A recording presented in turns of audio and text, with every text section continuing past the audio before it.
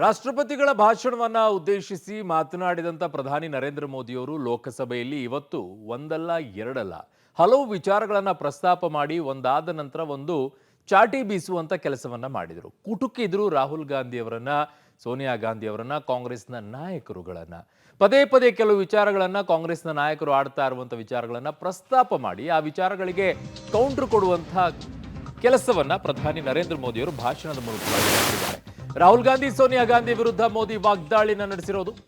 ರಾಷ್ಟ್ರಪತಿಗೆ ಕೆಲವರು ಅಪಮಾನದ ಮಾತುಗಳನ್ನ ಆಡಿದ್ದಾರೆ. ಮ್ಯಾನ್ಷನ್ಗಳಲ್ಲಿ ಬದುಕುವವರಿಗೆ ಬಡತನದ ವಿಚಾರಗಳು ಬೋರಿಂಗ್ ಆಗಿಬಿಟ್ಟಿದೆ. ಸ್ಲಂಗಳಲ್ಲಿ ಫೋಟೋಗೆ ಪೋಸ್ ಕೊಡೋದು ಅವರಿಗೆ ಮನರಂಜನೆ ಆಗಿದೆ.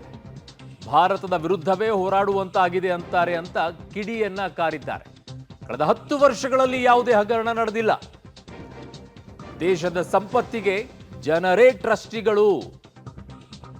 ನಾವು ಸಂವಿಧಾನವನ್ನ ಗೌರವಿಸುವವರು, ಸಂವಿಧಾನದ ರೀತಿಯಲ್ಲೇ ಬದುಕುವವರು ಅಂತ ಹೇಳಿ ಪದೇ ಪದೇ ಸಂವಿಧಾನದ ವಿಚಾರದಲ್ಲಿ ಮಾತನಾಡ್ತಾ ಇದ್ದಂತ ಕಾಂಗ್ರೆಸ್ಗೆ ಈ ಮೂಲಕವಾಗಿ ಕುಟುಕಿದ್ದಾರೆ. जो लोग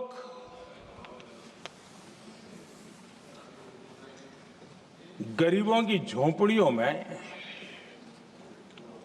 फोटो सेशन कराकर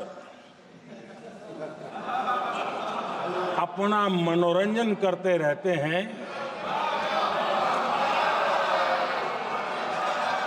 उन्हें संसद में गरीबों की बात बोरिंग ही लगेगी।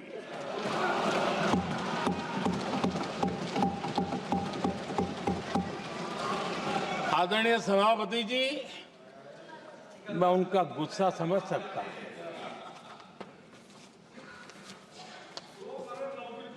आदरणीय सभापति जी,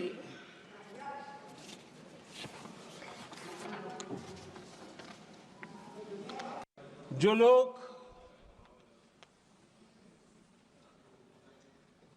गरीबों की झोपड़ियों में फोटो सेशन कराकर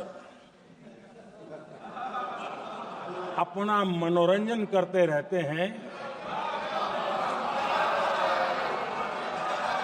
उन्हें संसद में गरीबों की बात बोरिंग ही लगेगी।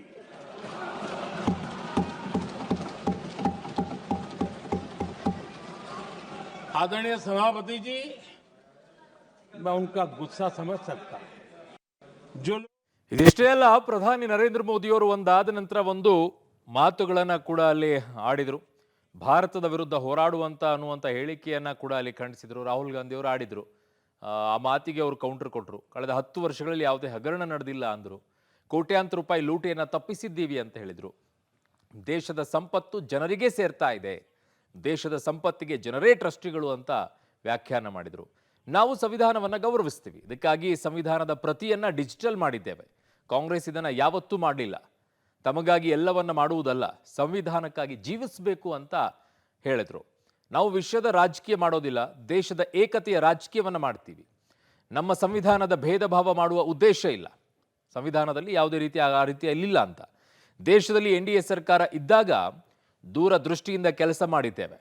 OBCಗೆ ಸಾಂವಿಧಾನಿಕ ದರ್ಜೆಯನ್ನು ನೀಡಿದ್ದೂ ನಾವೇ. SC ST OBCಗೆ ಹೆಚ್ಚು ಅವಕಾಶ ನೀಡುವ ಕೆಲಸ ಮಾಡಿದ್ದೇವೆ ಅಂದರು.